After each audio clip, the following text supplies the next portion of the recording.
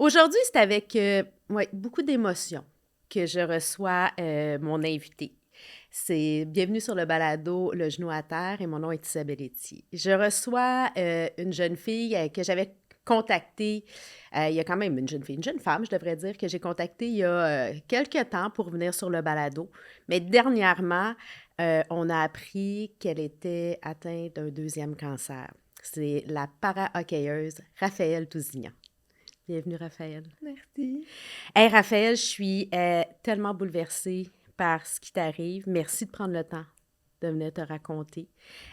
Pour moi, tu étais un exemple de persévérance. Et j'avais envie que tu viennes te raconter parce que tu as tellement un beau parcours para-hockeyeuse qui a fait l'équipe canadienne des filles, mais aussi qui travaille et qui a fait l'équipe canadienne mix, qu'on dit, première à percer l'alignement en Amérique du Nord, n'est-ce pas, hein? Ouais, exactement. Fait que j'ai percé l'alignement canadienne, mais je suis la première femme en Amérique du Nord à réaliser cet exploit-là. Puis, bon, faut expliquer aux gens que le para-hockey, il y a eu les premiers championnats mondiaux pour du côté féminin. Mhm. Vous avez remporté la médaille d'argent. Et là, c'est le chemin vers Milan pour les Paralympiques et tu espères, et tu espérais, tu espères encore faire partie de l'alignement malgré les dernières nouvelles. Ouais, exact. Ben, au début, il y a comme eu une période que c'était gros, là, tout ça. Fait que je savais pas trop si c'était réaliste ou non. Bon, mon chirurgien, lui, pense que c'est réaliste. On peut timer les traitements de chimio, la chirurgie, tu sais, puis entre les deux, aller au jeu.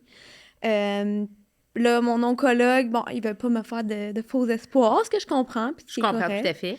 Mais moi, étant qui je suis, je, je veux réaliser ça quand même. Du moins, essayer. Si je sais pas ce qui va arriver, parce qu'à la base, le fait que je sois une femme qui veut percer l'alignement... Déjà, c'est un exploit, là. Oui, puis c'est aussi que c'est pas le même processus de sélection que les hommes. Moi, quand j'ai fait l'équipe en 2023, j'avais pas pratiqué avec l'équipe toute l'année. Je m'entraînais avec l'équipe nationale féminine puis l'équipe provinciale masculine. J'ai participé à des camps avec l'équipe de développement masculine, mais j'avais pas pratiqué avec le gros club, comme on dit. Fait que t'arrives avec le club sans avoir pratiqué avec eux, Ouais. puis t'avais quand même réussi à percer l'alignement. Ouais, mais d'une façon que je m'en attendais pas à ce moment-là. Là, les C'est-à-dire? dernières années, j'ai eu certains camps avec eux, tu sais, je suis vraiment familière avec les systèmes de jeu puis tout ça, mais sur une base quotidien, je suis pas nécessairement tout le temps avec l'équipe, tu sais, je suis pas dans tous les camps, je suis pas dans toutes les compétitions. Puis c'est ça, parce que c'est déjà un petit peu incertain, c'est beaucoup d'incertitudes par rapport à ça. Là, rajoute à ça un diagnostic de cancer du sein là-dedans. Mais je pense que là, en ce moment, ça remet beaucoup de choses en question par rapport au Canada, dans le sens qu'on dirait qu'il y a comme plus une ouverture. Tu sais, je suis capable d'y aller. Je pense que peut-être que ça peut peut-être m'aider d'une certaine manière. Tu sais, j'ai été là, overwhelmed avec juste du sport au Canada. Je peux rien dire contre eux. Ils ont été là, incroyables dans les dernières T'as eu beaucoup semaines. de support. Oui, d'aller jouer à la présidente, au coprésident, à des membres du conseil d'administration, mon équipe en tant que telle, mes coéquipiers, mes entraîneurs. Fait que je pense que ça peut regarder bien quand même. Je suis encore dans... Tu sais, j'ai été très claire quand j'ai fait l'annonce que je continuais à m'entraîner, Oui. que c'était ça le but, puis que si je faisais pas l'équipe pour les Jeux paralympiques, c'était pas parce que j'étais malade, mais parce que j'étais pas la joueuse qui avait besoin à ce moment-là. Wow. Fait que ça a été... je l'ai nommé, fait que là, c'est ça. Écoute, t'as toute mon admiration, Raphaël. Et pour que les gens comprennent, ceux qui connaissent moins ton histoire, c'est que c'est ton deuxième cancer. En fait, vers l'âge de 10 ans, tu as eu un cancer des os et c'est là que est arrivée l'amputation de ta jambe parce que, bon, tu veux-tu un peu nous raconter aussi Oui, cette partie-là oui, qui fait 100%. partie de ton histoire? Ouais, exact. Je serais pas là ici aujourd'hui sans ça. Dans le fond, à 10 ans, j'ai été diagnostiquée d'un ostéosarcome, pour être plus précise. La chimiothérapie ne fonctionnait pas sur ce cancer-là parce que c'est un OK. cancer qui est très agressif. Donc, j'ai dû prendre la décision de me faire amputer la jambe. Il y a plusieurs raisons, mais entre autres, c'est que si je la gardais, il y avait plus de chances que le cancer revienne. Et mon nerf sciatique était dans la tumeur. Fait qu'elle aurait été juste molle, ça aurait été comme... Je l'aurais traînée. Fait que je n'étais pas intéressée par ça. J'avais plus de chances de remarcher avec une prothèse. Fait que j'ai pris la décision de me faire amputer. Étant une grande sportive, ben, j'ai découvert le para-hockey par la suite. Puis j'en suis ici maintenant. Est-ce que ça te fait peur, comme justement le fait que c'est deux types de cancers différents, mais ce que tu as vécu à travers ton premier cancer, d'avoir, tu sais, comme ces craintes-là, ça te fait-tu peur? Il y a deux côtés à la médaille, je dirais. Le premier, c'est que je sais à quoi m'attendre. Je pense qu'il y a une certaine... une façon que je suis rassurée là-dedans. Puis, à la base, on m'a dit que les traitements de chimiothérapie que je vais avoir vont être beaucoup moins intenses que ce que j'ai eu à 10 ans. OK. Tu sais, j'aurai pas de séjour à l'hôpital, à part si j'ai une grande fièvre qui arrive. OK. Sinon, je vais aller à l'hôpital pour un traitement, je vais revenir à la maison. Fait que ça va être vraiment différent de ce côté-là. Fait que c'est un peu la version de 10 ans de moi qui rassure celle de 23 ans en ce moment, dans le sens que... C'est la petite fille en toi qui ouais, rassure. vraiment, 100%. Puis l'autre côté qui est plus inquiétant, c'est que là, étant donné que j'ai 2 cancers du haut de mes 23 ans, on me teste génétiquement pour savoir s'il y a un certain syndrome, que je serais plus propice à avoir certains cancers, parce que l'ostéosarcome et le cancer du sein sont dans la liste. OK. J'ai pas encore une nouvelle de ça. C'est sûr que par la suite, je vais être suivie beaucoup plus proche par des médecins pour savoir, dans le fond, minimiser les dégâts si je suis avec ce symptôme-là, ce syndrome-là. C'est sûr que j'ai aucun... je suis la seule personne dans ma famille qui a des cancers, à part des cancers du poumon, dus à la cigarette. Fait que, Non, mais ça, c'est pas la même chose. C'est ouais. pas tous les cancers qui sont génétiques. Là, non, effectivement. exactement. Fait que là, le fait que j'ai 2 cancers à un si jeune âge, on me teste pour savoir c'est quoi le Mais t'as l'air tellement forte. Comment tu vas? Comme, c'est-tu vraiment... Je suis comme... Je suis pleine d'empathie, là. J'ai mon petit cœur, là. J'ai mis mon chandail amour parce que j'ai juste envie de te donner plein d'amour, Ben, je pense que je vais bien. Okay. Je pense que ça a vraiment été... Tu sais, avant que je l'annonce publiquement, ça faisait 1 semaine, mais ça faisait au moins 3 semaines que je m'en doutais que c'est là que ça s'en allait. Tu sais, depuis la biopsie. Puis ce qu'il faut comprendre dans l'histoire, c'est que vu que je suis jeune, on me refusait de faire une mammographie. Puis c'est moi qui ai mis énormément de pression pour le faire parce que je sentais... Je voulais pas l'accepter. Non. Mais je sentais qu'il y avait quelque chose qui était pas normal. Tu sais, ça faisait depuis le mois de mars que j'avais des problèmes avec mon pectoral dû à la masse. J'étais incapable de faire un de mes tests au bench press pour le hockey. Puis ça m'avait comme mis la puce à l'oreille. Puis là, j'ai parlé avec une de mes docteurs d'équipe sur l'équipe féminine. Puis j'ai dit, c'est vraiment pas normal. Tu sais, j'aimerais ça si tu peux juste m'envoyer faire un écho, une mammographie. Je sais que ça marche pas absolument parce que je suis jeune, mais je dis... Il y a quelque chose. Là. Ouais, je connais mon corps, je connais ma capacité, c'est pas normal que je sois pas capable présentement. Exactement. J'étais comme, c'est pas normal. Fait qu'elle m'a envoyé, elle m'a cru. Fait que je vais être...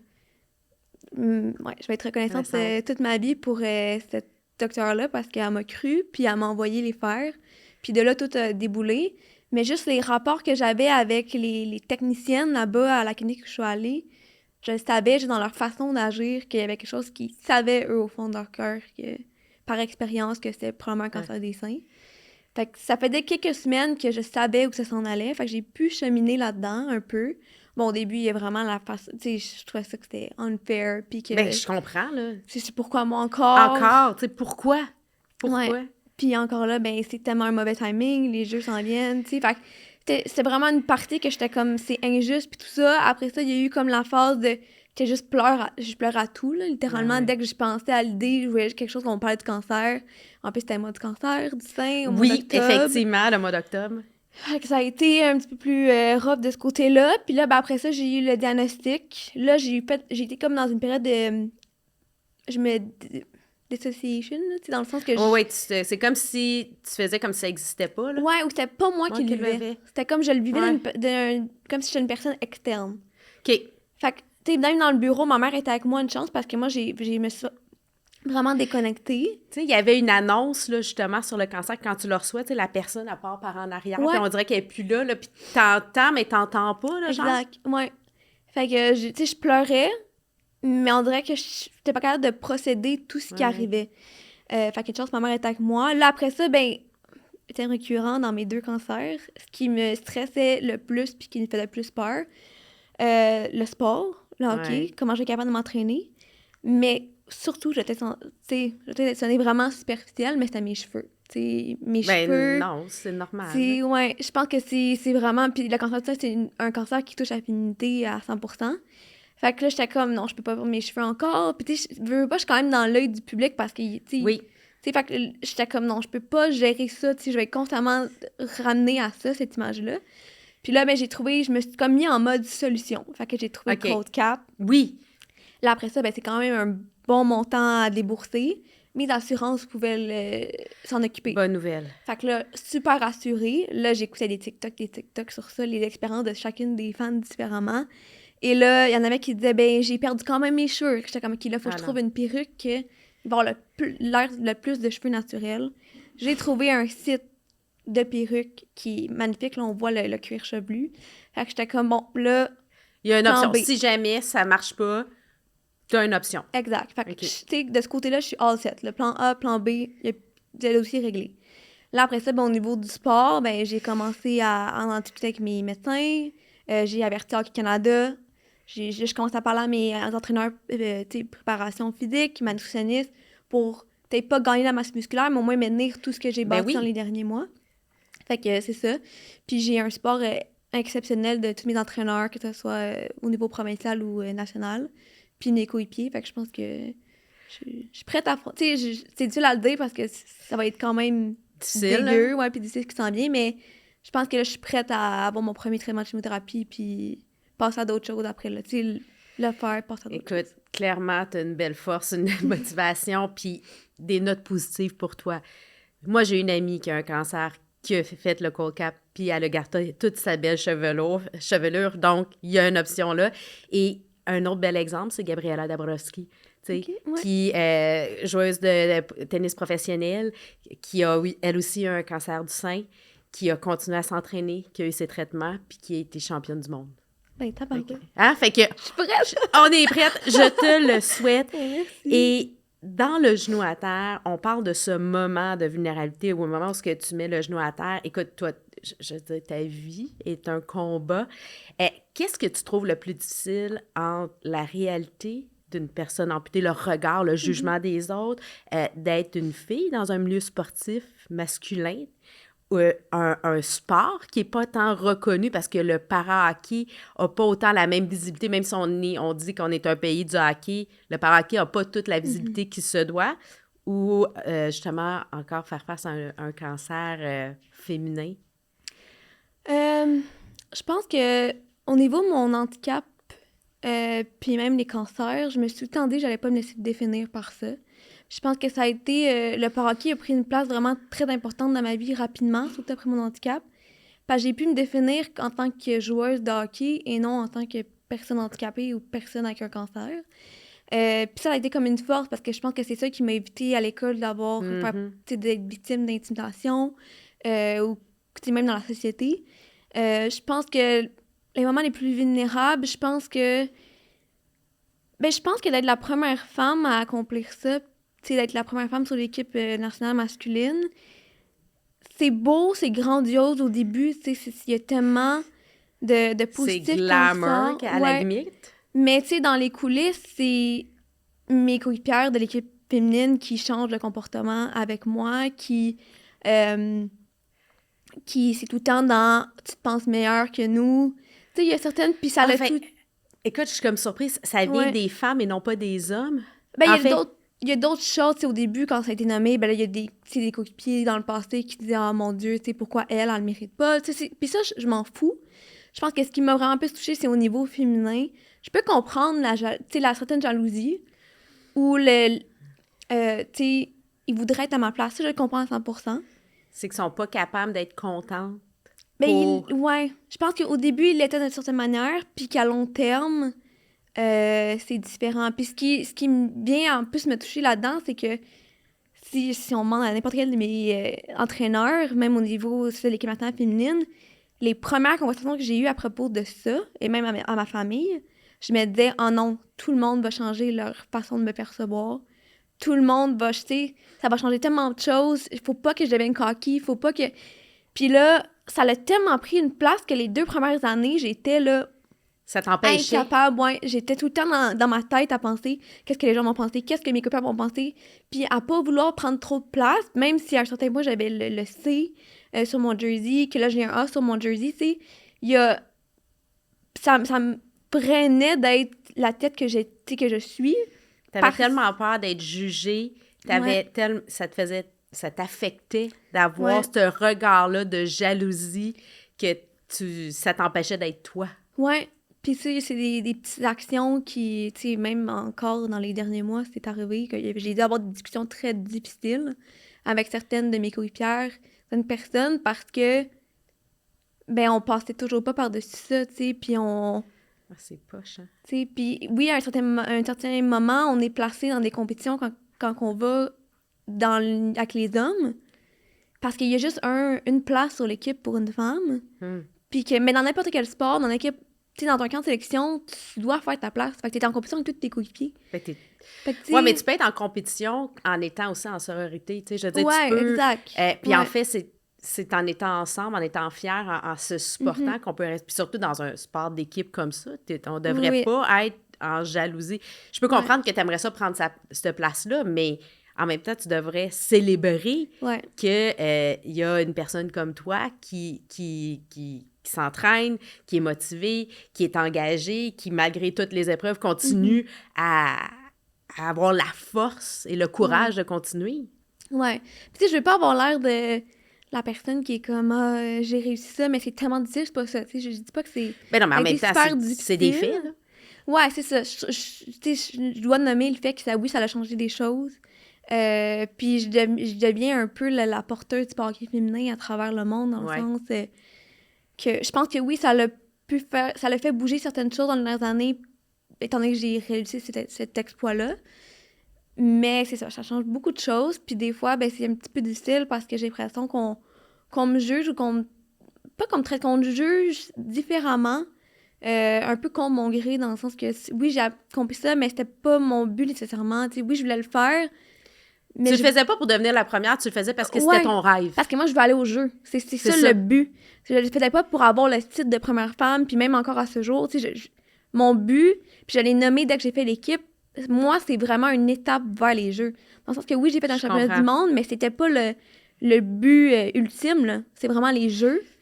Puis, ce que j'ai fait avec les femmes qu'avec les hommes, le but reste le même, je veux aller aux jeux, puis c'est pour ça que je veux autant développer le par-hockey féminin, pour plus avoir un jour à tout le temps survivre, un peu entre guillemets, parce que quand je suis avec les hommes, ben même si je mets autant d'efforts qu'eux, ben je suis toujours sur les dernières lignes, le bas du roster. Oui, puis ton objectif, c'est pas d'être la fille parmi les gars, tu veux être une para-hockeyeuse qui est championne paralympique, et ben ta seule façon d'y arriver, c'est de faire partie de l'équipe dit mix, parce qu'ils disent que c'est mix, mais c'est pas mix, c'est plus de gars. Tu peux avoir des femmes dans l'équipe, c'est plus ça qu'on devrait dire.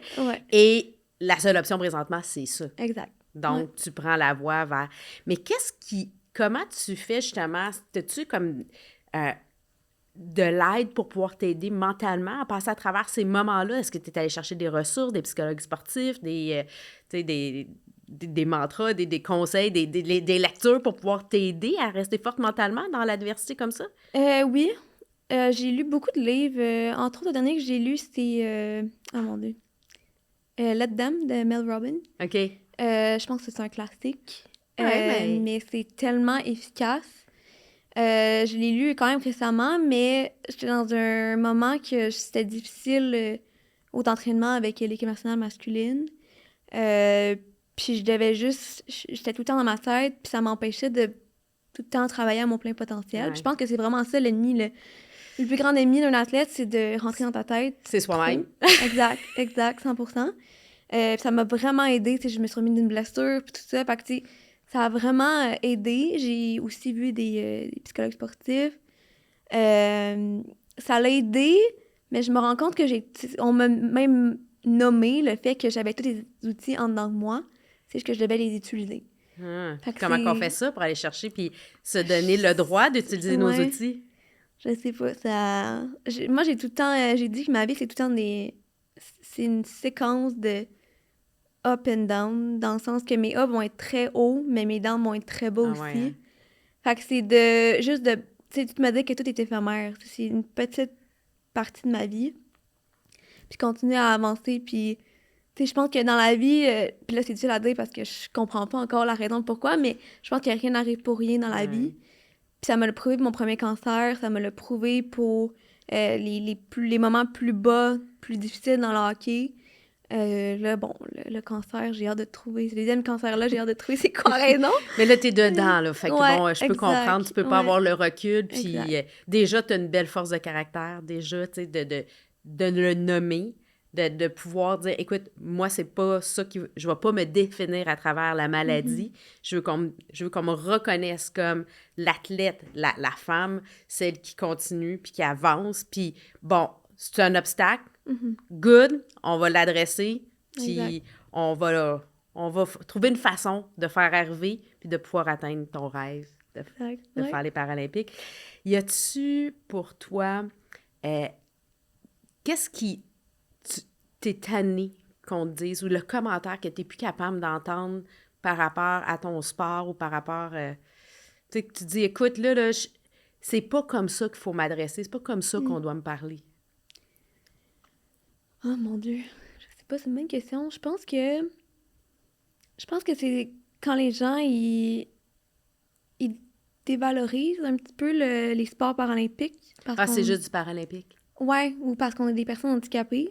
Ouais. Je pense que, tu sais, on est tout autant des athlètes qu'un athlète olympique, là, dans le sens que on fait les... Je m'entraîne autant qu'eux, tu sais...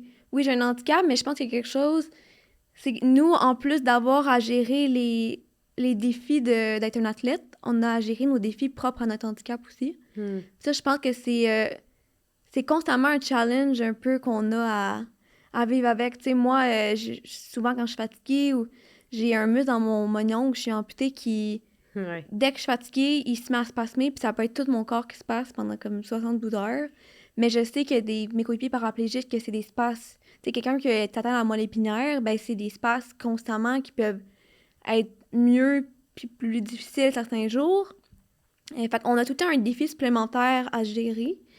Fait que je trouve ça plate quand on... Ah ouais, vous êtes des athlètes paralympiques. Comme si on...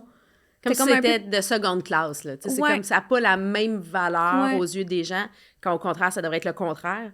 Ben pas nécessairement, mais dans le sens que ça devrait être juste égal. Juste Tu égal. sais, ouais. Tu sais, je dis pas dans le sens que vu qu'on a un défi, on devrait être supérieur. C'est pas ça que je dis. Nous, c'est notre réalité, fait qu'on la gère. Mais on devrait être juste des athlètes, point.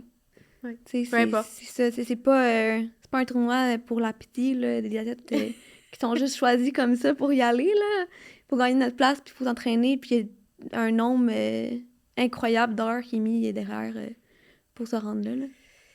De quoi tu es le plus fier à ce jour?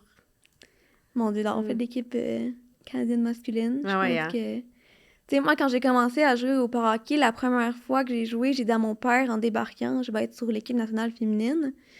Puis une semaine après, ben, je pense que ça définit un peu la personne que je suis. Je me suis rendu compte que c'était quand même relativement facilement accessible. Fait que je me suis dit, moi, je vais aller aux Jeux paralympiques avec les hommes. Là, mon père étant mon père, très rationnel, me dit là, tu vas commencer à tenir Comme ta tes luge, là.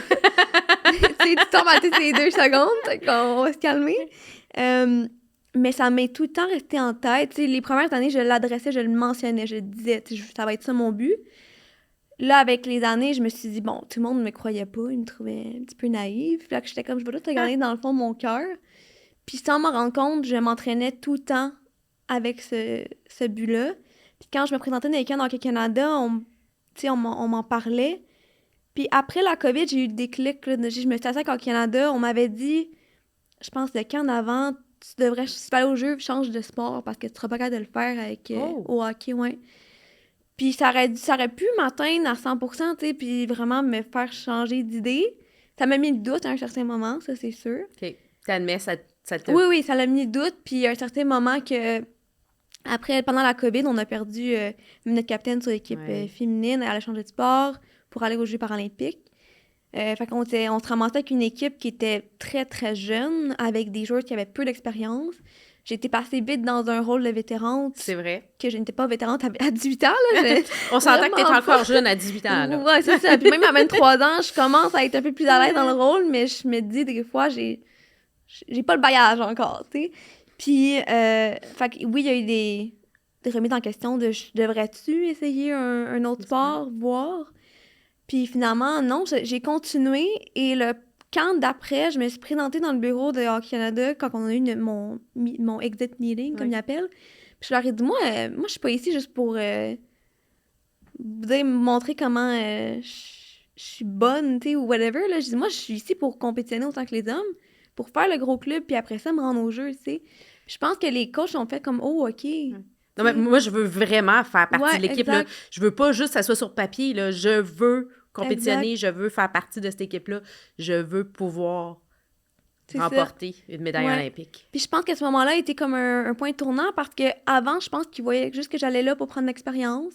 Sans plus. Que oui, il était pas fou de croire ça, là, c'était vrai, mais l'objectif était autant que tous les jeunes qui étaient avec moi, les autres gars qui voulaient se rendre dans le gros club. Fait que ça a été... Non, vous me considérez parmi tout le monde. Exact. C'est pas parce que je suis de sexe féminin que j'ai moins envie de faire partie de l'équipe. Puis c'est pas juste... c'est ça, c'est pas juste pour vendre des copies de journal. Là. C'est non, parce exact. Puis je pense que rapidement, je leur ai montré ça parce que moi, j'ai été élevée de cette manière-là, dans le sens que j'étais au même niveau que mes cousins. Je faisais... Égal. Ouais. Puis, je faisais toutes les mêmes activités qu'eux, je me salissais. Mes parents m'ont jamais traité comme une petite princesse, qu'il faut pas qu'elle se blesse, faut que... Non. Jamais comme ça. Fait que je pense que ça l'a vraiment aussi défini la personne que je suis, puis m'a donné la force d'avoir ces conversations difficiles avec Hockey Canada, là. Puis les conversations difficiles que la vie t'amène aussi. Oui, exact. C'est ce qui te fait ta force de caractère.